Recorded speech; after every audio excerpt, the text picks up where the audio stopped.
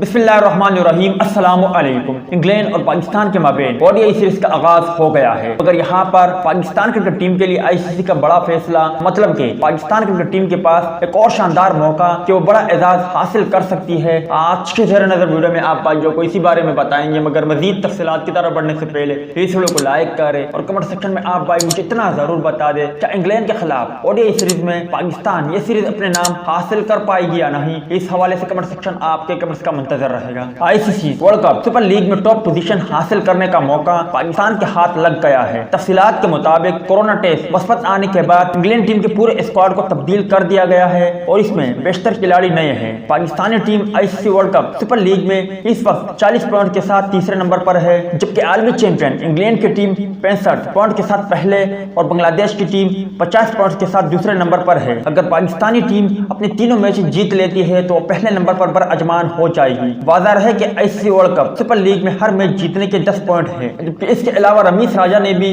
Pakistan team کو خوشخبری سناتے ہوئے کہا تھا کہ اب پاکستان ٹیم کے پاس سنہری موقع ہے کہ وہ انگلینڈ کو شکست دے کر یہ سیریز اپنے نام حاصل کرے اور ICC world cup super league میں ٹاپ پوزیشن حاصل کرے۔ امید ہے دوستوں کہ آج کے مختصر ویڈیو بھی آپ بھائیوں کو پسند آئی ہوگی۔ ٹیک کیئر، بائے بائے، اللہ حافظ۔